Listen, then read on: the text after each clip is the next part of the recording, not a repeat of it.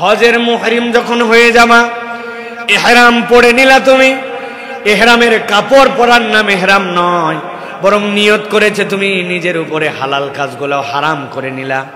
আল্লাহ বলছেন সেইটা তো মুহরিম অবস্থায় যখন তুমি কাপড় পরবা তখন তোমার জন্য, কিন্তু যে ব্যক্তি হজের নিয়ত করবে আমি রব্বুল আমিন তার জন্য দায়িত্ব দিলাম, তার জীবনের সাথে অন্য সময়ের সম্পর্ক থাকবে না, কিন্তু এই সময় তার জীবনে তিনটা জিনিস সে নিষিদ্ধ করে নিবে। এক নম্বরে ফালা রফাসা, কোন রকম পাপাচার, কোন রকম অনাচার, কোন রকম তার জীবনে আর কোন ধরনের অশ্লীলতা অসভ্যতার সম্পর্ক থাকবে না। ওয়ালা ফুসুক, আল্লাহ যে নির্দেশ দিয়েছেন ওরকম কোন নির্দেশ জ্ঞাতসারে সে আর অমান্য করবে না। আল্লাহর বৈধ ওয়াজিব নির্দেশ, ফরজ নির্দেশ থেকে সে কখনো পৃষ্ঠ প্রদর্শন করবে না। আর 3 নম্বর ওয়ালা জিদালা ফিল হজ, আল্লাহ আবার স্পেশাল করে বলেছেন বান্দা তোমার জীবনে হজের সময়ে কোনো ঝগড়াঝাটি থাকা চলবে না।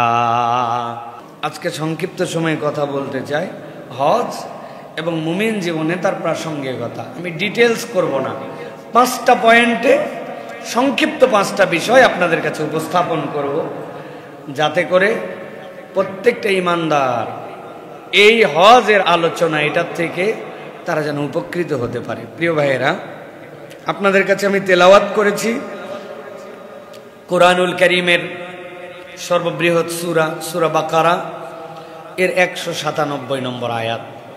আল্লাহ রাব্বুল আলামিন এই আয়াতে কারিমার মধ্যে ঈমানদারদের জন্য বর্ণনা করেছেন যে বান্দারা জেনে রাখো হজের মাসসমূহ সুবিদিত, হজের মাস তোমাদের কাছে জানিয়ে দেওয়া। জিজ্ঞাসা থাকবে হজের মাস সমূহ কেমনে হয়? হজের মাস তো একটাই, জিলহজ মাস, 9 তারিখ হজ, তাহলে হজের আবার মাসসমূহ কেমনে হয়? এখানেও আমাদের ইসলামিক নলেজের গ্যাপ আছে। হজের মাস মূলত 3টা, যেই না আমরা রমাদান শেষ করলাম, শাওয়াল, জিলকদ, জিলহজ। হজের মাস মূলত 3টা। হজ সম্পাদনের তারিখের মাস একটা, জিলহজের 9 তারিখ, কিন্তু আল্লাহর ভাষায় হজের মাস তোমাদের জন্য 3টা। কোনো ঈমানদার যদি প্রস্তুতি নিতে চায়, নিজেকে পরিবর্তিত দেখতে চায়, তাহলে কেবল 9 তারিখে হাজির হলে হবে না। আল্লাহ বলছেন রমাদানের পর থেকে তোমার প্রস্তুতি লাগবে। এর মধ্যে 2টা মাস, জিলকদ আর জিলহজ, এইটা আবার আল্লাহর পক্ষ থেকে হারাম মাস, সম্মানিত মাস, ধারাবাহিক 3টা, জিলকদ, জিলহজ, মুহররম, ওদিকে রজব, এই 3টা মাস ধারাবাহিক। আল্লাহ বলছেন এই হারাম মাস আল্লাহ বলছেন তোমাদের জন্য সুবিদিত। কি জন্য? আল্লাহ রাব্বুল আমিন বলছেন আল হাজ্জু আশহুরুম মা'লুমাত, আমি রব্বুল আলামিন সৃষ্টির শুরুর দিন থেকে তোমাদের জন্য এটাকে সুবিদিত করে রেখেছি। আল্লাহ 12টা মাসকে আল্লাহ রাব্বুল আমিন সিলেক্ট করেছেন, এর মধ্যে আল্লাহ 4টা মাসকে হারাম করেছেন। ঘুরে ফিরে তোমাদের কাছে এই মাসগুলো আসে। আল্লাহ বলছেন এর মধ্যে হজের মাসগুলা তোমাদের জন্য সুবিদিত। আল্লাহ বলছেন ফামান ফারাদা ফিহিন্নাল হজ, তোমাদের যাদের উপরে হজ ফরজ হয়ে যায়, হজ আল্লাহর পক্ষ থেকে যাদের প্রতি দায়িত্ব হয়ে যায়, ফালা রাফাসা ওয়ালা ফুসুকা ওয়ালা জিদালা ফিল হজ, হজের মুহরিম যখন হয়ে যাবা, ইহরাম পরে নিলা তুমি, ইহরামের কাপড় পরার নাম ইহরাম নয়, বরং নিয়ত করেছে তুমি নিজের উপরে হালাল কাজগুলো হারাম করে নিলা। আল্লাহ বলছেন সেইটা তো মুহরিম অবস্থায় যখন তুমি কাপড় পরবা তখন তোমার জন্য, কিন্তু যে ব্যক্তি হজের নিয়ত করবে আমি রব্বুল আমিন তার জন্য দায়িত্ব দিলাম, তার জীবনের সাথে অন্য সময়ের সম্পর্ক থাকবে না, কিন্তু এই সময় তার জীবনে তিনটা জিনিস সে নিষিদ্ধ করে নিবে। এক নম্বরে ফালা রফাসা, কোন রকম পাপাচার, কোন রকম অনাচার, কোন রকম তার জীবনে আর কোন ধরনের অশ্লীলতা অসভ্যতার সম্পর্ক থাকবে না। ওয়ালা ফুসুক, আল্লাহ যে নির্দেশ দিয়েছেন ওরকম কোন নির্দেশ জ্ঞাত সারে সে আর অমান্য করবে না। আল্লাহর বৈধ ওয়াজিব নির্দেশ ফরজ নির্দেশ থেকে সে কখনো পৃষ্ঠ প্রদর্শন করবে না। আর 3 নম্বর ওয়ালা জিদালা ফিল হজ, আল্লাহ আবার স্পেশাল করে বলেছেন বান্দা তোমার জীবনে হজের সময়ে কোনো ঝগড়াঝাটি থাকা চলবে না। ভালো করে একটু খেয়াল করেন, একটা মানুষ যদি নিজেকে আল্লাহর কাছে পিওর হিসেবে উপস্থাপন করতে চায়, আল্লাহ রাব্বুল আলামিন রমজান দিলেন, রমজানের মধ্যে বান্দার মর্তবা কোন পর্যায়ে নেবেন আল্লাহ জানালেন। আল্লাহ বলেন এই জন্য সিয়াম দিয়েছি লাআল্লাকুম তাত্তাকুন, লাআল্লাহুম তাত্তাকুন, আশা করা যায় মানুষরা মুত্তাকি হবে। মুত্তাকি মানে কি? আল্লাহ রাব্বুল আলামিন যা নিষেধ করেছেন নিজের জীবনে সে তার সাথে আর সম্পর্ক রাখে নাই, আল্লাহর নিষেধ থেকে নিজেকে সরাই নিয়েছে, আল্লাহর দিকে ধাবিত হয়েছে। কিন্তু আল্লাহ বলছেন ও আমার বান্দা, হজ কেবল তোমাকে নিষেধ থেকেই ফিরাবে না, হজ তোমাকে মুহসিন, হজ তোমাকে আল্লাহর ভালো কাজের জন্য উদ্বুদ্ধ হয়ে ঝাঁপিয়ে পড়ার ট্রেনিং তোমাকে শিখাবে। আল্লাহ রাব্বুল আলামিন যেইটা তুমি না করলেও রাগ করে না, যেইটা না করলেও গুনাহ হয় না, যেটা না করার দ্বারা আল্লাহর নির্দেশ অমান্য হয় না, কিন্তু বান্দা আল্লাহকে খুশি করার জন্য এমন ভাবে ঝাঁপায়, এমন কাজ করে যেটা করলে আল্লাহ খুশি হয়, এমন বাদ দেয় যেটা বাদ দিলে আমার রব খুশি হয়। আল্লাহ বলছেন বান্দা তুমি কেবল মুত্তাকি থেকো না, হজের সফরে মহসিন হতে হবে। আর কেউ যদি মহসিন হতে চায় তার জীবনে 3টা জিনিস থাকা চলবে না। 1 নম্বরে পাপ এবং পাপাচার, অশ্লীলতা, অসভ্যতা, মা যাহারা মিনহা ওয়া মা বাতানা, প্রকাশ্যেও না গোপনেও না, সামনেও না পার্সোনাল জীবনেও না, বান্দার জীবনে কোনো অশ্লীলতা থাকবে না। 2 নম্বর আল্লাহ বলছেন আমার বান্দা কোনো ফুসুক থাকবে না। আমার বান্দা আল্লাহর পক্ষ থেকে নির্দেশ আছে, ওই নির্দেশ যদি তার জন্য ওয়াজিব হয় বান্দা কখনো সেখান থেকে দূরে থাকবে না। 3 নম্বর আল্লাহ বলছেন বান্দার জীবনে ঝগড়াঝাটি মুক্ত হয়ে যাবে, এই বান্দা কলহ বিবাদকারী হবে না, এই বান্দা অযথায় মানুষের সাথে কথা বলবে না, এই বান্দা কথায় কথায় মানুষের সাথে খোঁটা দিবে না, তার মুখটাকে সে নিয়ন্ত্রণ করে ফেলবে।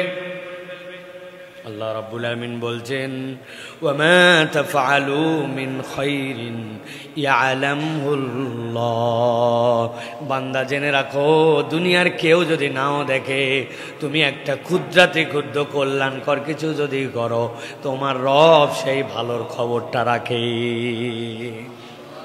ছোট থেকে বড় তুমি যা করো তার খবর রাখেন আল্লাহ, ইয়ালামহুল্লাহ। আল্লাহ রাব্বুল আলামিন এরপরে আবার সতর্ক করছেন ওয়াতাজাওয়াদু, পাথর সংগ্রহ করো। মুফাসসিররা ব্যাখ্যা করছেন আহকামুল কোরআনের ভিতরে এসেছে একদল লোকে এত বেশি তাকওয়াবান, বলতে শুরু করলাম আমরা হজের সফরে যাচ্ছি, কিসের মাল সামান, আল্লাহর উপর তাওয়াক্কুল করে রওনা দিলাম, কিন্তু পথে যাওয়ার পরে খাদ্য শেষ হয়ে গেছে, শেষে আল্লাহর করে সফরকারী ভিক্ষা করতে শুরু করছে, আমারে খাওয়ার টাকা দাও। আল্লাহ বললেন না না না, রব্বুল আলামিন তোমাদেরকে এইরকম তাওয়াক্কুল করতে বলেন নাই, আল্লাহর প্রতি ভরসাও থাকবে, কিন্তু বান্দা তোমার সাধ্য অনুযায়ী তোমার প্রস্তুতিও নেওয়া লাগবে। আল্লাহর একটা সুন্নাত আছে, রব্বুল আলামিন একটা পদ্ধতির মাধ্যমে বান্দাকে দেন। আল্লাহ চাইলে আপনি হা করে আছেন, মুখের মধ্যে খাবার দিয়ে দিতে পারেন, এই ক্ষমতা আল্লাহর আছে, এটার নাম ঈমান, কিন্তু এটা আল্লাহর তরিকা নয়। আল্লাহ রাব্বুল আলামিন বলছেন তাজাওয়াদু, পাথেয় সংগ্রহ করো, তবে জেনে রাখো যত পাথেয় সংগ্রহ করো না কর ফাইন্না খায়রাজ যাদিত তাকওয়া, বান্দা আল্লাহকে ভয় করার পুঁজি যদি তোমার জীবনে থাকে ওইটাই তোমার শ্রেষ্ঠ অর্জন। আল্লাহ রাব্বুল আলামিন বলছেন ওয়াত্তাকুনি ইয়া উলিল আলবাব, আর জ্ঞানওয়ালারা তোমাদের কাছে দাবি হচ্ছে তুমি যদি হুঁশওয়ালা মানুষ হও তাহলে ভয় করলে একমাত্র করার মতো আল্লাহকে করা লাগবে। তুমি যদি মনে করো যে সে দেখতেছে আর আল্লাহ দেখাচ্ছেন, এই বিশ্বাস যদি তোমার মধ্যে থাকে আর কাউকে লাগবে না, তুমি কারে কোত্থেকে বাঁচার চেষ্টা করবা। যতম মানুষ হওয়ার জন্য আল্লাহ হজ আমাদেরকে দিয়েছেন। খুব গভীরভাবে খেয়াল করেন, ইসলামের যে বেনা, ইসলামের যে নির্দেশনা, ওর একটা ধারাবাহিকতা আছে। এর আগে আমি অনেক আগে আলোচনা করেছিলাম আপনাদের কাছে, আমানতু বিল্লাহি ওয়া মালাইকাতিহি ওয়া কুতুবিহি ওয়া রুসুলিহি, এটা এমনি এমনি আসে নাই। এই যে ধারাবাহিকতা, ওইটাতে দেখবেন তাকদীরের বিষয়টা সবার শেষে আছে। কেন? বান্দা আল্লাহ, রসুল, মালাইকা, কিতাব এইগুলা না বুঝলে ডাইরেক্ট তাকদীরে ধাক্কা মারলে ওই বান্দার ঈমান এলোমেলো হয়ে যাবে। ঠিক একই রকম আপনি যদি দুনিয়ার জীবনে দেখেন, ঈমান আপনার জন্য সালাত, যাকাত, এরপরে সিয়াম, তারপরে আপনার জন্য হজ, এই যে চারটা ইবাদত আপনার জন্য আগে।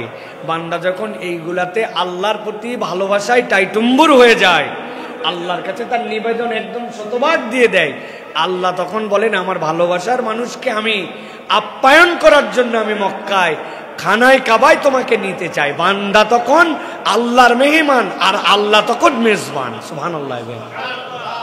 এই জন্য আল্লাহ রাব্বুল আলামিন বান্দাকে এই হজ দিয়েছেন। আল্লাহ রাব্বুল আলামিন বলছেন এই জন্য যে তোমাদেরকে এই হজ আল্লাহর পক্ষ থেকে সবচেয়ে নিষ্কলুষ বানানোর জন্য ট্রেনিং। বিসিএস ক্যাডার হয়ে যায়, 3 লেয়ারের পরীক্ষা দেওয়ার পরে এরপরে তারা যে কঠিন পরীক্ষা, একবার বিসিএস আমিও টিকছিলাম, কি পরিমাণ পড়ালেখা করা লাগে, এটা পাগল হয়ে যেতে হয় একদম। এত কিছুর পরেও কি করে জানেন? ডাইরেক্ট নিয়োগ হয় না, বিপিএটিসিতে নিয়ে যায়, ওই যে সাভারে, ওইখানে যাওয়ার পরে 3 মাসের ট্রেনিং করায় তাদেরকে। এত পড়ালেখা করলো, এত অনার্স মাস্টার্স, এই যে প্রিলি, রিটেন, ভাইবা, এত জিনিস শেখার পরেও আবাসিকে নিয়ে যায়। এমনকি একটা কাঁচের প্লেটে 2টা চামচ দিয়ে আপনি কেমনে খাবেন, ওই চামচ দিয়ে খাওয়ার সময় শব্দ করা যাবে না, এটার উপরে আলাদা 5-7 দিনের ট্রেনিং হয়। আপনার শব্দ হয়েছে তো আপনার বাতিল, আবার আপনাকে ওইটার জন্য এটিকেট, ম্যানার সব কিছু শেখানো হয়।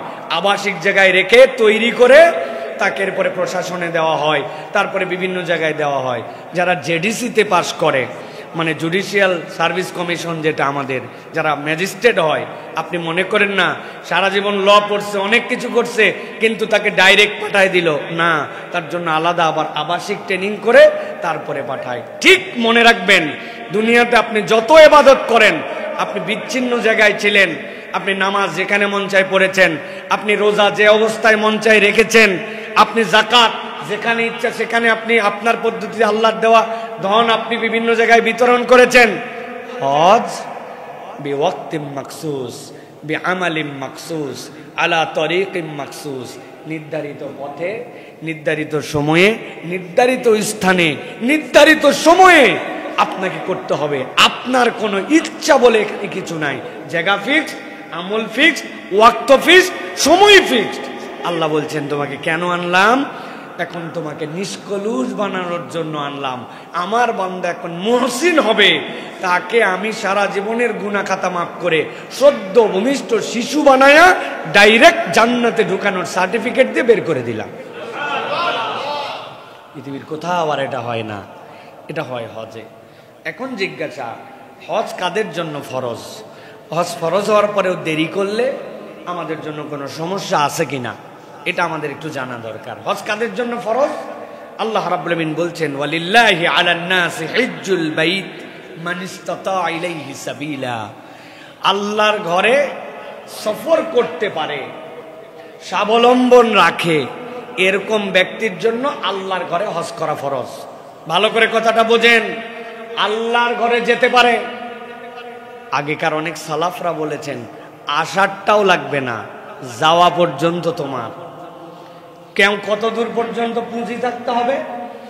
তোমার এই হজের সফরের সময়টুকুতে তোমার পরিবারের ভরণ পোষণ স্বাভাবিকভাবে কারো কাছে মুখাপেক্ষী হতে হবে না, ভরণ পোষণ করতে পারে, এই পরিমাণ সম্পদ তাদের জন্য রেখে এর অতিরিক্ত তোমার যদি থাকে, তাহলে তোমার জন্য আল্লাহর ঘরে হজের সফরে যাওয়া ফরজ। আমরা বলি নগদ টাকা নাই ভাই, মার্কেটে 4টা দোকান আছে, ভাই নগদ টাকা নাই ভাই, আমার হাতে ঋণ আছে অনেক। কত ঋণ? ঋণ আছে ওনার 20 লাখ, 1 কোটি, কিন্তু ওনার পুঁজি আছে 100 কোটি, কিন্তু উনি ঋণগ্রস্ত, হজে যায় না। বলে ভাই আমার টাকা পয়সা নাই, জমি জমা জমি না 5-7-10 বিঘা জমি আছে, ওখান থেকে যদি 2 শতক 3 শতক বিক্রি করে, যেটা তার পারিবারিক ভরণ পোষণের জন্য লাগে না, ওইটুকু অংশ না থাকলেও তার পরিবার দিব্যি চলে, ওইটাই আপনার জন্য অতিরিক্ত। আল্লাহ বলছেন আপনার জন্য হজ ফরজ। এই হিসাবে আমরা যদি দেখি, বাংলাদেশে 20% উপরের লোকের উপরে হজ ফরজ, কিন্তু তারা কৌশলে অথবা জ্ঞানের স্বল্পতায় তারা হজ করে না। অনেক যুবক আছে একটা বাইক কিনছে 5 লাখ 5.5 লাখ টাকায়। আমি তো অনেক সময় বলি ওই ছেলের উপরে বাধ্য করে নিচ্ছে, সে হজ ফরজ হয়ে যাবে অনেক সময়। অর্থ ওই বাইক ছাড়াও সে চলতে পারে দিব্যি, ওইটা তার ফ্যাশন, মাঝে মাঝে একটু চালানোর জন্য, মাঝে মাঝে একটু মজা মারার জন্য সে নিজের উপরে বাধ্য করে নিছে। তার মানে আপনার ওটা নেসেসারি না, যেটা না হলে আপনার চলে না, যেটা না হলে আপনি না খেয়ে থাকবেন, আপনার পরিবার না খেয়ে থাকবে না। এর অতিরিক্ত আপনার কাছে যদি কোনো সম্পদ থাকে, ওইটা দিয়ে যদি হজে যাওয়ার সামর্থ্য হয়, তাহলেই আপনার উপর হজ ফরজ। এখন হিসাব মিলায় দেখেন কত পার্সেন্টের লোকের উপরে হজ ফরজ। হুজুর আমার কাছে নগদ 5 লাখ নাই, কিন্তু উনার সম্পদ 5 কোটি টাকার উপরে আছে। হুজুর আমার কাছে 7 লাখ টাকা নাই, কিন্তু উনার এরকম 5-7টা দোকান, 2-3টা ফ্ল্যাট, 4-5টা ভাড়া দেওয়া, এরকম কোনো কিছুর অভাব নাই। আল্লাহ রাব্বুল আলামিন বলছেন, ওয়ালিল্লাহি আলান নাসি হিজ্জুল বাইত মান ইসতাতা ইলাইহি সাবিলা। আল্লাহর ঘর পর্যন্ত আসতে পারলে আমি রব্বুল আলামিন তোমার জন্য হজ করাকে ফরজ করলাম। সুবহানাল্লাহ। আল্লাহর জন্য, তাই না? যাতে আল্লাহর ঘরে লোক বেশি হয়, আল্লাহ যেন দেখাতে পারেন অন্যকে। নাউজুবিল্লাহ বলবেন না? আরে হজ আল্লাহর দরকার নাই, হজ আমাদের দরকার, যাতে করে আমরা ওই মানুষটা হতে পারি যেই মানুষের থেকে মর্যাদাবান মানুষ আল্লাহর আসমানের নিচে জমিনের উপরে আর নাই। সুবহানাল্লাহ। আল্লাহ হাজীদেরকে এরকম মর্যাদা দেন। নবী আকরাম সাল্লাল্লাহু আলাইহি সাল্লাম বলছেন, ভালো করে সাবধান হও, তোমার উপরে হজ ফরজ হলো, কিন্তু তারপরেও তুমি নানান অজুহাত দিয়া হজে গেলে না, কি পরিণতি? নবীজি বলছেন, ইন্না আবদান সাহহাতু লাহু জিসমুহু, একজন বান্দা, আল্লাহ বলতেছেন আমি যার শরীরটাকে সুন্দর রাখলাম, সে ফিজিক্যালি ফিট, ওয়া ওয়াসআতু আলাইহি ফিল মাঈশা, তার চলাফেরার জন্য আমি সচ্ছলতা দান করলাম, চলাফেরায় কোনো কষ্ট নাই। আল্লাহ রাব্বুল আলামিন বলছেন, তামদি আলাইহি খামসাতু আওয়ামিন, এমন অবস্থায় তার উপর 5টা বছর পার হয়ে গেল, খাদ্যের অভাব নাই, সম্পদ যা আছে এনাফ, কিন্তু চিন্তা করছে এটা তো আমার রিজার্ভ, এটা কেমনে ভাঙ্গি, কেমনে বেশি, কেমনে এটুক বাদ দেই। আল্লাহ রাসূল সাল্লাল্লাহু আলাইহি সাল্লাম বলছেন 5 বছর তার উপর থেকে অতিক্রম হয়ে গেল, শারীরিকভাবে ফিট, অর্থনীতিও তার কাছে আছে, ক্যাপাবল, কিন্তু সে আল্লাহর ঘরে আসলো না। লা ইয়াফিদু ইলাইয়া লা মাহরুমুন, কিন্তু আল্লাহর ঘরে যদি সে না আসে, সে হচ্ছে বঞ্চিত এবং হতভাগা, বঞ্চিত এবং হতভাগা। আমি হয়তো বুঝবো না, কিন্তু কিসের থেকে যে বঞ্চিত হলাম? আল্লাহ আপনাকে জান্নাত থেকে বঞ্চিত করে দিলেন, বাকি দুনিয়ায় সব পাইলাম, আমাদের তো তেমন কোনো লস নাই, তাই না ভাই? মানে জান্নাত থেকে বঞ্চিত হয়ে দুনিয়ার সব পাইলাম, তেমন কোনো লস আছে? তো এই লোক আর আবু জেহেলের মধ্যে কোনো পার্থক্য আছে? কোনো পার্থক্য নাই প্রিয় ভাই।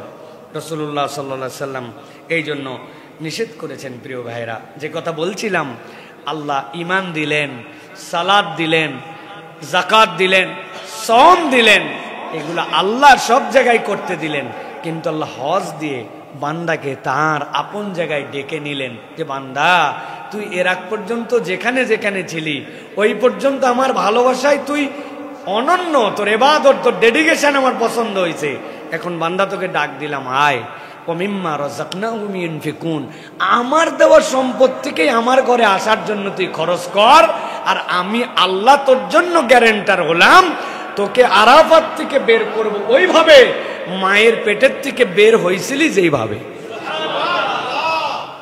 আর মায়ের পেটের থেকে যে বাইর হয়েছে, এই মায়ের পেটের থেকে বের হওয়ার পর তার আমল নামায় কোনো গুনাহ আছে? সোয়াবও নেই, আরে সোয়াবও নেই, গুনাহও নেই, ওর আমল নামায় চালু হয় নাই।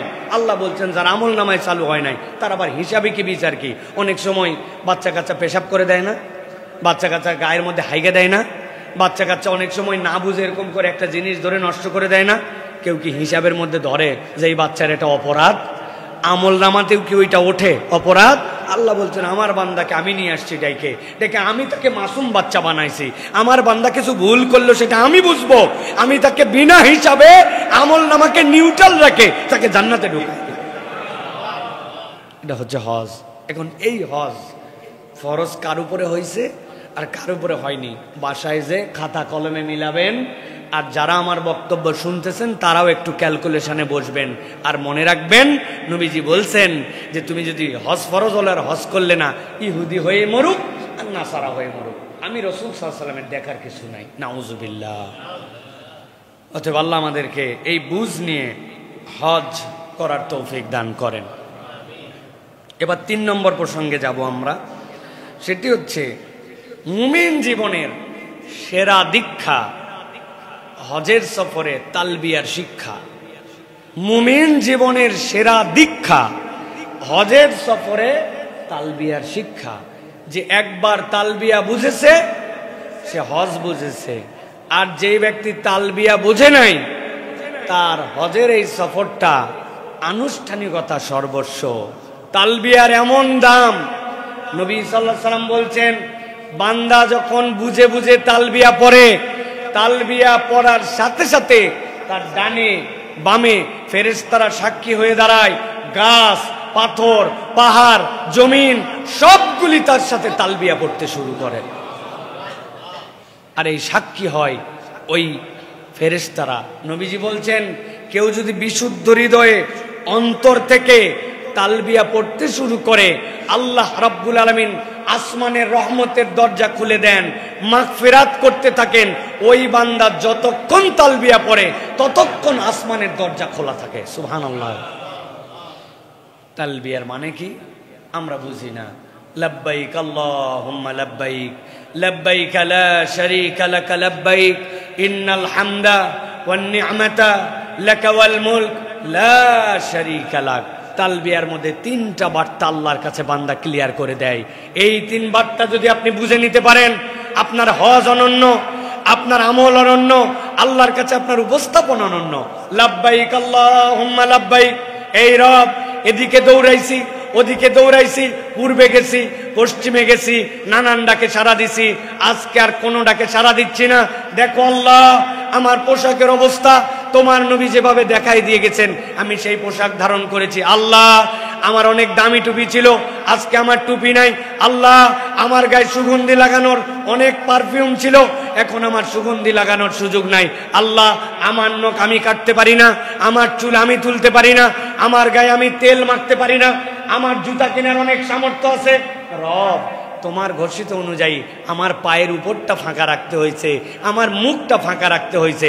লাব্বাইক আল্লাহুম্মা লাব্বাইক, এই রব আমি আপনার দিকে হাজিরা দিচ্ছি, আপনার কাছে যাচ্ছি।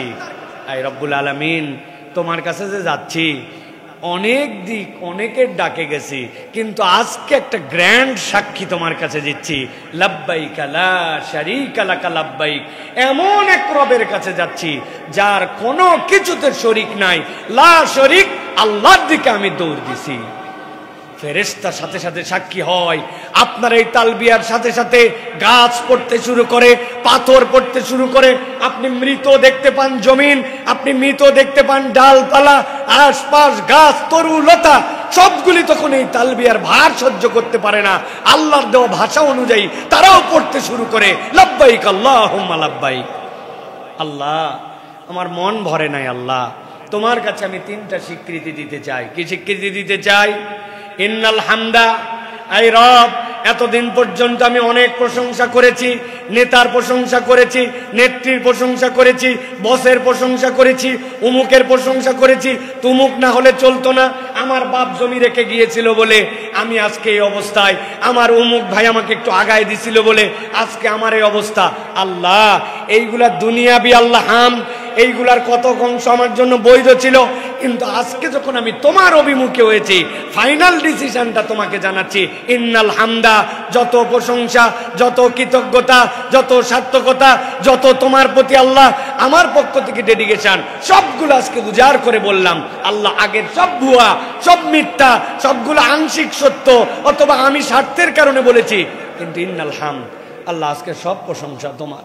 ওয়ান নি'মাতা, আল্লাহ তুমি আমার প্রতি কত দয়া করেছো, কখনো তোমার প্রকৃত কৃতজ্ঞতা আদায় করতে পারি নাই। চশমা একজন লাগাই দিয়েছিল, চশমা যে দিছে তার প্রশংসা করেছি, ডাক্তারের প্রশংসা করেছি, কিন্তু আল্লাহ চোখ যে তুমি দিছো চোখের প্রশংসা করি নাই। দাঁতের ব্যথা ছিল, ডাক্তার দেখে ওষুধ ভালো হয়েছে, ওষুধের প্রশংসা করছি, ডাক্তারের প্রশংসা করছি, কিন্তু দাঁত যে তুমি আমাকে দিছিলে আল্লাহ সেই প্রশংসা কোনোদিন করতে পারি নাই। শরীরই তো মরে যেত, আল্লাহ ওই হার্টবিট কোথার থেকে উৎপাদন হয় আমার জানা নাই। ডাক্তার তো ওপেন হার্ট সার্জারি করে, কিন্তু বিট তো ডাক্তার তৈরি করতে পারে না। আল্লাহ এই নেতার প্রশংসা করেছি, উমুকের আল্লাহ রাব্বুল আলামিন কৃতজ্ঞতা আদায় করছি, উমুকে এটা না দিলে আমার হতো না, তুমুকে দিয়ে আমাকে আগায় দিছিল। কিন্তু আজকে বলতেছে আল্লাহ ওয়ান নিয়ামাতা, যত নিয়ামত আল্লাহ সব তোমার। আল্লাহ 3 নম্বর তোমাকে সাক্ষ্য দিচ্ছি, লাকাওয়াল মুলক, কত পাওয়ার, কত ক্ষমতা, কত মামুর জোর, কত খালের জোর, কত ক্ষমতার জোর, কত বাহিনীর জোর, আল্লাহ কত ধরনের প্রভাব প্রতিপত্তি। আমি গরম দেখাইছি, পাওয়ার দেখাইছি, একটু কিছু হতে না হতে পকেট থেকে মোবাইল করে বের করে ফেলছি, আমার অমুক আছে, তুমুক দিয়ে যাস, আমার অমুকে মন্ত্রী, তুমুকে। আল্লাহ এইগুলা সবগুলো আল্লাহ দুনিয়ার কনসেপ্ট, আল্লাহ এইগুলা কিছুই না, কিন্তু আমি আসল ক্ষমতা যে তোমার, ওখান থেকে যে ক্ষমতাটা আসে এইটা আমি ভুলে গেছিলাম। আল্লাহ লাকাওয়াল মুলক, সকল রাজত্ব তোমার। আল্লাহ তোমাকে না বলছি ইন্নাল হামদা ওয়ান নি'মাতা লাকাওয়াল মুলক, আল্লাহ আরো একবার তোমাকে বলছি লা শারীকা লাক, এই 3টার মধ্যে কারো শরীক নাই, আমি একমাত্র তোমার দিকে ছুটে চলতেছি। বান্দা যদি একবার এই রকম করে বুঝে বুঝে তালবিয়া পড়ে আল্লাহর দিকে রওনা হয়, ওই বান্দার খানায় কাবায় যাওয়ার আগে, আরাফাতে পৌঁছানোর আগে এই দুনিয়ার যত সৃষ্টিকুল সাক্ষ্য দিয়া মাগফিরাতের দোয়া করে ওই তালবিয়ার বুঝ তার হৃদয়ে যদি বিশুদ্ধভাবে ধারণ করে, আর বান্দার হক নষ্টের গুনাহ যদি তার না থাকে, আল্লাহ ওই বান্দাকে তালবিয়া পড়ার সাথে সাথেই মাফ করে দেন। কিন্তু আমরা তালবিয়া লাব্বাইক আল্লাহুম্মা লাব্বাইক না পারি বিশুদ্ধ করে বলতে, না পারি এর কনসেপ্ট জানতে, অথচ হজের স্লোগান এইটা। নবীজি সাল্লাল্লাহু আলাইহি ওয়াসাল্লাম বলেছেন 3 বার পড়ো, 5 বার পড়ো, 7 বার পড়ো, বেজোর করে পড়ো, একসাথে তোমরা আল্লাহর কাছে ছেলেরা চিৎকার করে করে তালবিয়া পড়ো। তালবিয়া কোনো আসতে না, আমার স্বীকৃতি আমার রবের। আল্লাহ কে কি মনে করলো আমার দেখার সুযোগ নাই। খানায় কাবা দেখার আগ পর্যন্ত হাজি এহরামের নিয়ত করার পর থেকে কোনো আমল নাই, বিশ্বাস করেন কোরআন হাদিসে কোনো আমল নাই। এহরাম করার পর থেকে কাবার প্রথম দেখার আগ পর্যন্ত একটাই আমল, শুধু তালবিয়া, শুধু তালবিয়া। আল্লাহ স্বীকৃতিটা দেখতে চান, আমি তোর রব, তুই আমার গোলাম, আজকে গোলামির সবচেয়ে বড় স্বীকৃতি দে। তুই স্বীকৃতির কারণে ওই খানায় কাবা আমার ঘর দেখার আগেই আমি তোকে জান্নাতের ফায়সালা দিয়ে দিব। অতএব প্রিয় ভাইয়েরা, এই তালবিয়াটা বুঝতে হবে। হাজিরা আমাদের তালবিয়া বোঝেন না, হাজিরা তালবিয়া পড়েনও না, লজ্জা লাগে। আপনার কিসের লজ্জা? যে আল্লাহ আপনার মুখ দিল, আপনি হজের সফরে যান, দুনিয়া তামাম করে ফেললেন, আপনি দুনিয়ার আপনি কত পণ্ডিত, আর আপনি আল্লাহর জন্য জান্নাত নিতে যাচ্ছেন, আপনি তালবিয়া ঠিক করতে পারেন নাই। এর থেকে কপাল পোড়া আমরা কোত্থেকে হব? এর থেকে কপাল পোড়া মুসলমান আর কিভাবে হবে? এই জন্য আমি বলবো প্রিয় ভাইয়েরা, বাচ্চাদেরকে তালবিয়া শিখাবেন ছোট থেকে। লাব্বাইক আল্লাহুম্মা লাব্বাইক, তাদের দিলের মধ্যে তামান্না তৈরি হবে। ওই বাচ্চারা এক সময় বলবে চলো আমরা হজে যাই। আমার ছোট 3 মেয়ে, 3 জনের আলাদা ব্যাংক আছে, 2 জন বড় 2 মেয়ে উমরায় গেছে, কিন্তু ছোট যে যায় নাই। ওরা 2 টাকা 1 টাকা করে অন্য কোনো কারণে জোগাড় করে না, টাকা রাখে উমরায় যাবে জন্য। এই ব্যাংকের টাকা দিয়ে উমরা করলে তো ভাই 50-60 বছর লাগবে, তারপরে হবে না। কিন্তু মেন্টালিটি তার যে এটা উমরার জন্য তার টাকা। আমার বাচ্চারা কিছু পাইলেই ওই ওই ওই ব্যাংকের মধ্যে রাখবে যে বাবা আমরা উমরায় যাব না, আমরা আল্লাহর ঘরে যাব, আল্লাহর ঘরে যাওয়ার জন্য। এটা আপনার বাচ্চাকে তারবিয়াত দেন, আল্লাহ এটা বরকত দেয়। ব্যাংক এতটুকু দেখতেছেন, কিন্তু এই ব্যাংক যিনি দেখতেছেন ওই রবের তো ব্যাংকের কোনো শেষ নাই, উনি তো ব্যাংক দেখতেছে এইটুকু আপনি, কিন্তু আল্লাহ তো দেখতেছে বড়ভাবে। আপনার চোখ ছোট জন্য আপনি দেখতেছেন, আমার রবের তো দেখার কোনো সীমা নাই, সীমাহীন দেখেন তিনি। ওইটার মধ্যে কোনো আয়ত্তের মধ্যে কোনো হিসাব ক্যালকুলেশনের মধ্যে আনতে পারবো না। আল্লাহ সামিউম বাসির, আল্লাহ দেখে কবুল করে নিতে পারেন।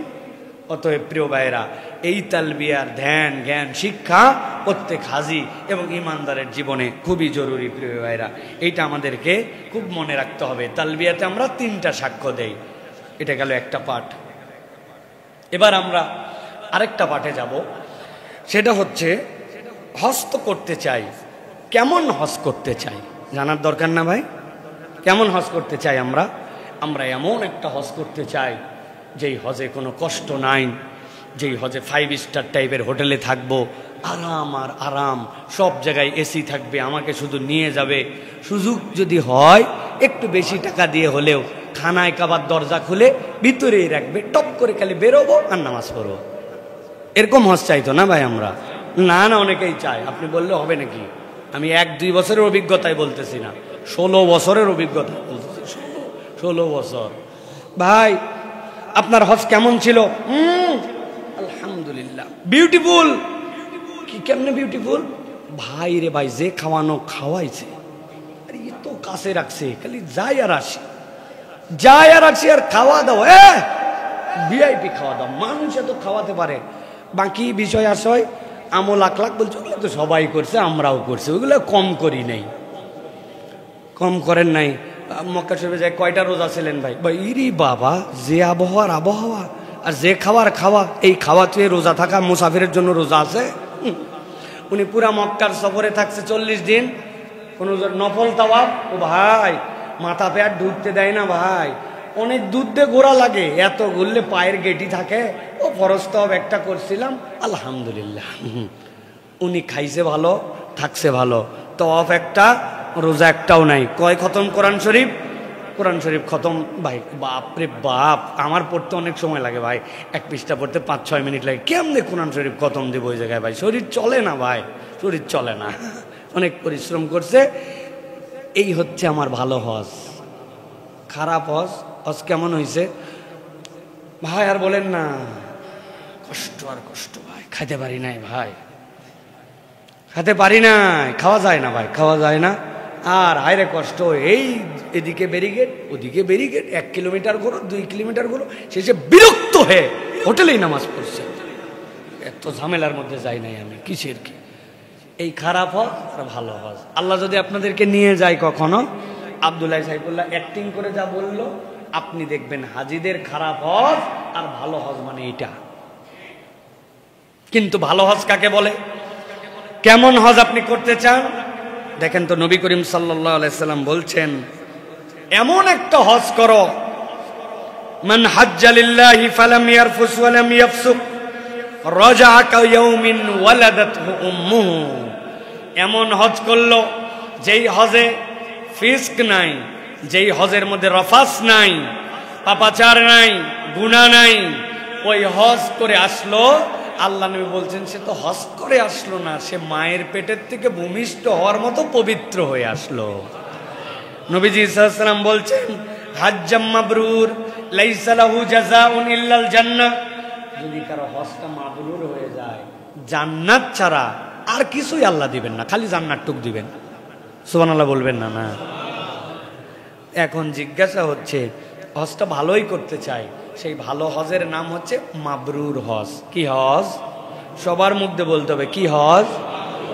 আমরা কি হজ করতে চাই? এখন মাবরুর হজ তো করতে চাই, তো মাবরুর হজের আমল কি জানার দরকার আছে না ভাই? মাবরুর হজের আমলটা কি? মাবরুর হজের আমল 3টা। হজের সফরে 30টা রোজা রাখতে হবে, 5 খতম কোরআন শরীফ, আর 50টা তাওয়াফ। হজের প্যাকেজ আপনার 17 দিন। রোজা রাখতে হবে কয়টা? ব্যাপার বুঝলাম না তো ভাই। না, 20 দিনে 30 রোজা কেমনে রাখে? বাচ্চাদের মতো সকাল থেকে দুপুরে একটা, দুপুর থেকে রাত একটা, এরকম। 1 পৃষ্ঠা কোরআন শরীফ পড়তে লাগে 5 মিনিট। এই 5 খতম দিলে তো 1.5 বছর থাকা লাগবে মক্কা শরীফ, এর কোরআন শরীফ শেষ হবে না। না ভাই, নবী আকরাম সাল্লাল্লাহু আলাইহি সাল্লাম, ইসলাম আপনাকে এরকম কঠিন কিছু দায়িত্ব দেয় নাই। নবীজি বলছেন, তুমি যদি মাবরুর হজ করো, জান্নাত ছাড়া তোমার কোনো রিওয়ার্ড নাই। আর জেনে রাখো মাবরুর হজ কিভাবে হয়। বিররুল হজ্জ ইতআমুত তুআম ওয়া তিবুল কালাম। বান্দার জীবনে যদি 2টা জিনিস যুক্ত হয়, তাহলে আল্লাহ তাকে মাবরুর হজ দান করবেন। এই হজের বিনিময়ে আল্লাহ তাকে জান্নাত দিয়ে দিবেন। 1 নম্বর, আল্লাহ নবী সাল্লাল্লাহু আলাইহি ওয়াসাল্লাম বলছেন, ইতআমুত তুআম। যেই সফরে তুমি মানুষকে খাওয়াও, হজের সফর খাওয়ানোর সফর। হজের সফর ত্যাগের সফর, হজের সফর সবরের সফর। আপনি মানুষকে খাওয়ান, চিন্তা করছে হুজুর টেবিল চালা খাওয়াই, আমি খাওয়ার প্যাকেজ দিয়ে গেছি, আমি আবার কি খাওয়াবো? খাওয়ানোর কৌশল আছে ভাই। আপনি জমজমের এক গ্লাস পানি খেয়ে চলে আসছেন, এক গ্লাস পানি একাই খায় না, এক গ্লাস খাওয়ার পরে 2 গ্লাস পানি সাথী ভাইদের জন্য নিয়ে আসে, নিয়ত করছে যে আমাকে খাওয়াতে হবে। বাজেট করে গেছে, সোনা কিনবে এত ভরি, জায়নামাজ কিনবে কয়টা, খেজুর কিনবে কয় কেজি, বাচ্চাদের জন্য গিফট কিনবে এইটা, কিন্তু ওনার বাজেট নাই যে মক্কাতে খাওয়ানোর জন্য আমার 1000 রিয়াল খরচ করব। আমার ভাইকে আমি খেজুর খাওয়াবো, আমার ভাইকে আমি আপেল খাওয়াবো, আমার ভাইকে আমি পানি খাওয়াবো। নবী আমাকে বলছে তোমার হজ কবুল করা লাগবে ইতআমুত তুআম, একটা খেজুর অর্ধেক করে 2 ভাইকে দিয়ে খাইছে, নিয়ত যে আল্লাহ রাব্বুল আলামিন আমাকে তৌফিক দিছে। রোজা রাখছে সোমবার, রোজা রাখছে বৃহস্পতিবার, পকেটে করে আপেল কেটে নিয়ে গেছে, গোটা নিয়ে যায় নাই, আপেলটা 10টা স্লাইস করে নিয়ে গেছে, একটা কমলা পকেটে নিয়ে গেছে, একা খাই নাই, 1 পোয়া 10 জনকে দিয়ে তারপরে খাইছে। আমার নবী বলছে খাওয়াতে হবে। 2 ভাই রুমের মধ্যে খেতে বসছিল, একজনের পাতের মধ্যে গেছে লেজ, লোকের মন খারাপ, মাছই খেতে পারে না, তার মধ্যে রুই মাছের লেজ। এই বেচারির তো মাথায় খারাপ, বুঝতে পেরেছে কিছু বলতে পারছে না।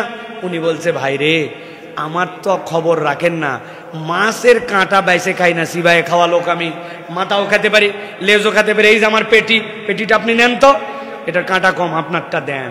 ওই লোক কিছু বলতে পারে নাই, আপনার অ্যাটিটিউডটা আল্লাহর কাছে ধাক্কা মেরে দিছে। রব্বুল আলামিন আপনাকে মাবরুর হজকারী হিসেবে কবুল করে নেবেন। মানুষকে খাওয়ানো, মানুষের জন্য একটু খাওয়াতে সহযোগিতা করা, খাওয়ার একটু কম বেশি হয়েছে এটার খুদ আয়েব না ধরা। আর 2 নম্বর অতীবুল কালাম, আপনার মুখটা সবসময় হাসি মুখ, আপনার মুখটা সবসময় সুন্দর করে কথা বলে। যার হজের সফরে আচরণ সুন্দর, আল্লাহ রাব্বুল আমিন অটোমেটিক ওই বান্দাকে হজ্জে মাবরুর দান করবেন। আপনারা জোরে সুবহানাল্লাহ বলছেন, খুশি খুশি ভিতরে বলতেছেন ব্যাপার নাকি হুজুর, মানুষের সাথে হাসি মুখ আগের থেকে নিয়ত করলাম, এত সোজা না। হজের সফর, আমার ভাষায় বলি রাগের সফর। আজির যে এত রাগ, এই রাগ যে কোথার থেকে আসে আল্লাহ রাব্বুল আলামিন ছাড়া কেউ জানে না। এত রাগ, পদে পদে রাগ, কথায় রাগ, আচরণে রাগ, শোয়াতে রাগ, বসাতে রাগ, উঠাতে রাগ, হাঁটাতে রাগ, খাওয়াতে রাগ, হাগাতে রাগ। ব্যাককল কোথাকার, কমোড ব্যবহার করতে জানে না, অশিক্ষিত অসভ্য, সবগুলা কোথার থেকে আসছে, কমোড ব্যবহার করে আসছে, ফ্ল্যাশ করে নাই। ওই যাওয়ার থেকে বাথরুমে রাগ গসগস করতে করতে হাইগে বাড়ানো পর্যন্ত রাগ। কোথার থেকে এত রাগ আসলো? আমি আমার ভাষায় বলি, হাসি মুখে কথা বলা হজের সফরে মাবরুর হজ, কিন্তু হজের সফরের সবচেয়ে কঠিন আমল এটা। আপনি হজের সফরে বেরিয়েছেন, বাংলাদেশের আবহাওয়া একরকম ছিল, ওখানকার আবহাওয়া একরকম। এখানে কার্বোহাইড্রেট খেয়ে খেয়ে আমার প্রত্যেকটা কোষ ভর্তি ভর্তি পানি। তরমুজ যেরকম খাইলে পানি, আমার গা কাটলে রক্তের পরে সবচেয়ে পানি বাড়াবে। কিন্তু আরবের আবহাওয়া এরকম নয়, ওইখানকার আবহাওয়া, ওইখানে অনেক আর্দ্রতা কম, এই জন্য মানুষের ব্রেনগুলা শুষ্ক হয়ে যায়, শরীরগুলা রুক্ষ হয়ে যায়। এটা একটা রাগের কারণ, তবে এটা মূল কারণ না। কারণ নম্বর 2, 50 বছর, 60 বছর, 70 বছর এইটাকে বেনামাজি বানায়, মৃত্যুক বানায়, ধোকাবাজ বানায়, আল্লাহর হুকুম থেকে গাফলতি করায়া শয়তান এর জাহান্নামে নেওয়ার জন্য 100% নিয়ে ফেলছে। খালি মরবে আর এই বেটা তওবা না করে জাহান্নাম। কিন্তু আল্লাহ ওই বান্দারে ডাক দিয়েছেন, আয়, এতদিন ধরে কষ্ট করছিলি, আয় আমার ঘরে আয়, আমি তোরে ক্ষমা করে দিব। শয়তানের তো মাথা ঠিক নাই, এতদিন ধরে এরা বানাইলো জাহান্নামের জন্য, আরে এখন এই বেটা ডাইরেক্ট ওই জায়গায় যায় নিষ্পাপ শিশু হয়ে যাবে। শয়তানের তো মাথা খারাপ, সিসকা চোর। ও যখন পকেট মারবে তখন ব্লেড মারিয়ে মারে, কিন্তু দেখছে 2 পকেটে 2 লাখ, হাতের মধ্যে 10 লাখ টাকার ব্যাগ, তখন তো ভাই অস্ত্র চালাতেও হিসাব করবে না, পেট কেটে ফেললেও কোনো সমস্যা নাই, কারণ চালান বড়। এর আগ পর্যন্ত শয়তান সিসকায় সিসকায় কাজ করছে, আর এখন আল্লাহ প্যাকেজটাকে জাহান্নাম থেকে মুক্ত করবে। শয়তানের মাথা খারাপ, কিন্তু মাথা খারাপ করেও তো কুলাতে পারে না। ফজরের আগে একদিন শুয়ে আছে, শয়তান এসে বলছে, শোন, পায়ে ব্যথা, 2 দিন পরে হজ, এখন নামাজ পড়ার দরকার নাই, সকালে উঠে পড়িস।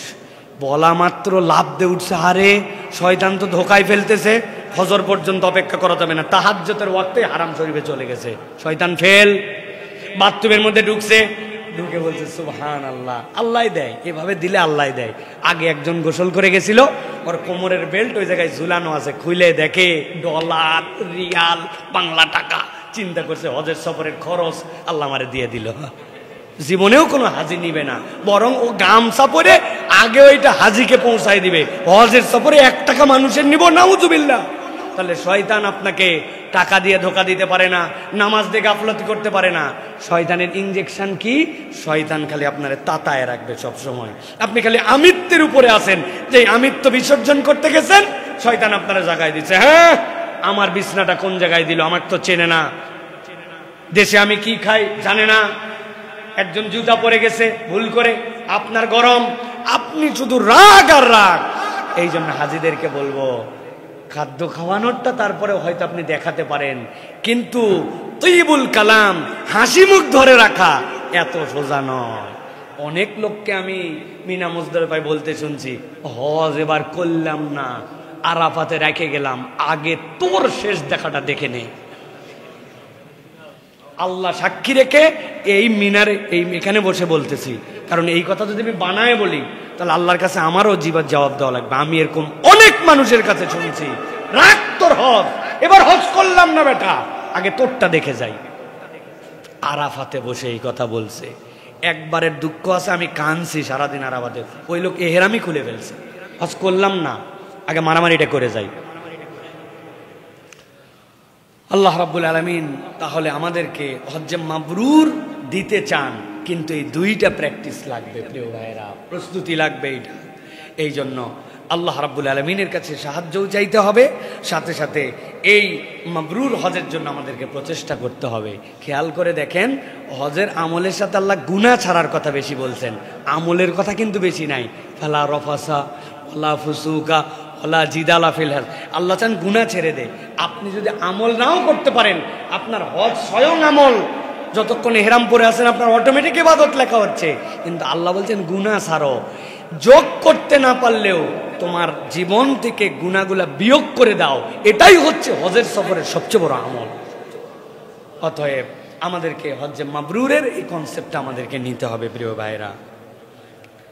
এবার আমরা চতুর্থ আরেকটা প্রসঙ্গে যাব, হজ করলে আমাদের লাভ কি, আর বারবার হজ উমরা করার ক্ষেত্রে শরীয়তের আদেশ কি আমাদের জন্য। অনেকেই বলে থাকেন এত হজ এত উমরা বারবার যাওয়া, এই টাকা অন্য জায়গায় ব্যয় করলে হতো, এই সেই। হ্যাঁ, যদি আপনার বান্দার কোনো হক আপনার প্রতি দায়িত্বের মধ্যে থাকে, সেটা অবশ্যই আপনাকে আদায় করতে হবে, সেটা দিতে হবে।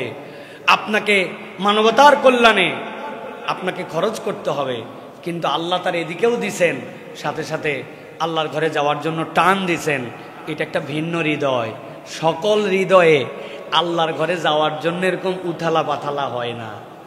আমার মাত্র 20 দিন লাগে আল্লাহর ঘর থেকে আসার পরে, 20 দিনের মধ্যে নতুন টান তৈরি হয়। এই 20 দিনে টান তৈরি হয় না, কিন্তু আমার 20 দিনের মধ্যে আবার নতুন করে আমার টান তৈরি হয়। মাত্র 20 দিন কেন হয় আমি জানি না, আল্লাহ যেন এটা আমার প্রতি রাখেন, যেতে পারি বা না পারি। আমার এই টান মাত্র 20 দিন যাওয়ার পরে। অনেকের জীবনেও টানই তৈরি হলো না। আপনার টান তৈরি না হলে আমি রসুলের ভাষায় বলতে চাই, তুমি যদি মানুষের প্রতি দয়া না করো, চুমু না দাও, আল্লাহ তোমার দিলে যদি দয়া না দেয়, তা আমার কি করার আছে?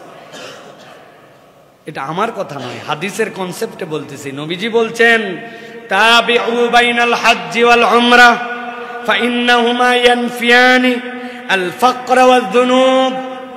জেনে রাখো, তোমরা বারবার হজ করো, বারবার উমরা করো। আমি নবীজি বললাম যে হজ করে আর যে উমরা করে, রব্বুল আলামিন তার জীবন থেকে 2টা জিনিস তুলে নেন। কি তুলে নেন?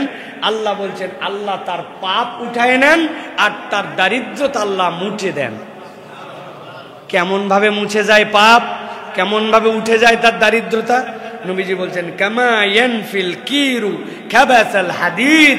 নবীজি বলছেন, যেইভাবে শিরিষ কাগজ রেন্দা লোহার উপরের জাং ডলে তুলে দেয়, আল্লাহ রাব্বুল আলামিন যারা হজ করে উমরা করে বারবার, তাদের জীবনের অপরাধ আর দারিদ্রতাকেও শিরিষ দিয়ে গুছে জং তুললে যেরকম, ওই রকম ভাবে তার জীবন থেকে দূর করে দেয়। হজ উমরা করে ফকির হয় না মানুষ, আল্লাহর রহমতের দরজা খুলে যায়। নবীজি সাল্লাল্লাহু আলাইহি সাল্লাম বলছেন, ওয়ালাইসা লিল হাজ্জাতিল মাবরুরাতি সাওয়াবুন ইল্লাল জান্নাহ। কেউ যদি হজ মাবরুর করতে পারে, জান্নাত ছাড়া তার প্রতিদান নাই। দুনিয়ার দারিদ্রতা বিমোচন এগুলা কয়দিন থাকতে পারে, নাও পারে, কিন্তু আল্লাহ জান্নাত তাকে দান করেন। আল্লাহ নবী আরেক হাদিসে বলছেন, আল উমরাতু ইলাল উমরাতি লিমা কাফফারাতুল লিমা বাইনাহুমা ওয়াল হজ্জুল মাবরুর লাইসা লাহু জাযাউন ইল্লাল জান্নাহ। নবীজি বলছেন, জেনে রাখো, এক হজ থেকে আরেক হজ, এক উমরা থেকে আরেক উমরা, এর মধ্যের গুনাহ আল্লাহ মাফ করে দেন কাফফারা হিসাবে। আর যে হজ্জে মাবরুর হয় যার জীবনে, আল্লাহ রাব্বুল আলামিন তাকে জান্নাত ছাড়ার কোনো বিনিময় দেন না। অতএব প্রত্যেক ইমানদারের হৃদয়ে এই তামান্নাটা দরকার। ভাই, আপনি কেন ভয় পান? কেন ভয় পান? আপনি আল্লাহর কাছে বলতে ভয় পান কেন? আমি তো এরকম একজন ফকির চিনতাম, মারা গেছে, আব্দুর রব নাম, দারুসালাম মহল্লায় বাড়ি ছিল। আপনারা যে শুনে আসবেন প্রয়োজনে। দুইটা সংসার ছিল তার, বাচ্চা কাচ্চা অনেক, অভাবী মানুষ, কিডনির ডায়ালাইসিস করতে হতো জন্য, আর সে পরিশ্রম করতে পারতো না। এককালে প্রচুর পরিশ্রম করছে, মানুষের কাছে হাত পাতত, তবে যাত্রার কাছে হাত পাতত না, পরিচিত জেনে বুঝে তাদের কাছে টাকা নিত। তার একটা খাসলত ছিল, হাত পাততে পারতে মানুষকে বলতো, ভাই আমাকে একবার হজে নিয়ে যাস তো। 10 টাকা দেওয়া এক কথা, আর হজে নিয়ে যাস তুই, আবার কি ভিক্ষা? এরকম ভিক্ষা কোনোদিন কাউকে করতে শুনছেন আপনারা? না, আমি শুনছি। এই লোক বলে, আমাকে একটু হজে নিয়ে যান ভাই, আমাকে একটু হজে নিয়ে যান, বুঝে চুঝে বলে, লোক বুঝে বলে। ওই লোক 500 টাকা দিয়েছে, সাথে এটা বলছে। তো এরকম অনেকবার বলতে বলতে কার কাছে যায় বলছে, ওই লোক বলছে, আরে জবর ভিক্ষুক তো, আল্লাহর ঘরে যাওয়ার ভিক্ষা করছে, যা আমার অফিসে আসিস। পরের দিন অফিসে আসছে, আর পাসপোর্ট টাসপোর্ট অফিসের লোকজনদের বানায় দিয়ে 2 বার হজ করছে। ভিক্ষুক, হজে যাওয়ার এহরামের কাপড় কেনারও সামর্থ্য ছিল না। তো আমরা রহমানের কাছে ভিক্ষা করতে পারি না? এই লোক দুনিয়ার মানুষের ভিক্ষা করছে যে, আল্লাহ আমার একটু তুমি আল্লাহর ঘরে নেও। আল্লাহ তার জন্য এই যে তাজাওয়াদু, আমি একটুখানি একটা ছোট ব্যাংক বানাইছি, দেখো আল্লাহ 20টা টাকা রাখছি, কিন্তু 20 টাকায় তো হয় না, আল্লাহ 1,20,000 টাকা লাগে, বাকিটা তুমি একটু দেও আল্লাহ, কেমনে দিবে আমি তো জানি না। আপনি আল্লাহর কাছে এরকম করে বলবেন। এই বান্দা যদি এই বলা অবস্থাতেও মারা যায়, তাহলে আল্লাহ নিয়তের কারণে আল্লাহ তাকে হজকারী উমরাকারীর দপ্তরে নাম লেখায় নিতে পারে। না, আমার নিয়তই নাই, আগের থেকেই বলছে টাকা নেই, পয়সা নেই, হুদামিতা বলে লাভ কে আনতেছে। আমাদের দিলটা একদম ছোট হয়ে গেছে। প্রিয় ভাইয়েরা, হজ এবং উমরা এটা বিরাট এক নিয়ামত। আমি কতগুলো জিনিস লিখেছিলাম, আজকে সময় নাই জন্য আর বলতেছি না। ধনী গরিব, ফকির ক্ষমতাবান দুর্বল, সাদা কালো, সকলেই এক রূপে আমিত্বর বিসর্জন দিতে যায়। হজে আমিত্বের বিসর্জন দিতে যায়। আমি বলে আর কিচ্ছু নাই, তুমি কে? আরে তোমারও যে ড্রেস আমারও ড্রেস, তুমিও আরাফাতে আমিও আরাফাতে, তুমিও মিনায় তুমি মুজদালিফা, তোমার কত টাকা বেশি, তুমি যাও দেখি আরাফাত থেকে ডাইরেক্ট চলে যাও মুজদালিফা না দিয়ে চলে যাও, কত বড় হিম্মত, যাও মক্কায় চলে যাও, তোমার হজ হবে না। না, গরিব মিসকিন অসহায়, সাদা কালো, ধনী গরিব, আফ্রিকা বাংলাদেশ, আরবি নন আরবি, ইংরেজি উর্দু ফার্সি মালয়, সব এক। আল্লাহ বলছেন তোমার আমিত্বকে বিসর্জন দেওয়ার জন্য আনছি। আরাফাতে দাও তাবুতে ছিলি, মিনাতে দাও তাবুতে ছিলি, মুজদালিফায় নো তাবু, যা পাথরের মধ্যে শোন, একদম পাথরের মধ্যে শুয়ে গেছে, কিচ্ছু নাই, নাঙ্গা পোশাকে শুয়ে গেছে, যা ওঠ।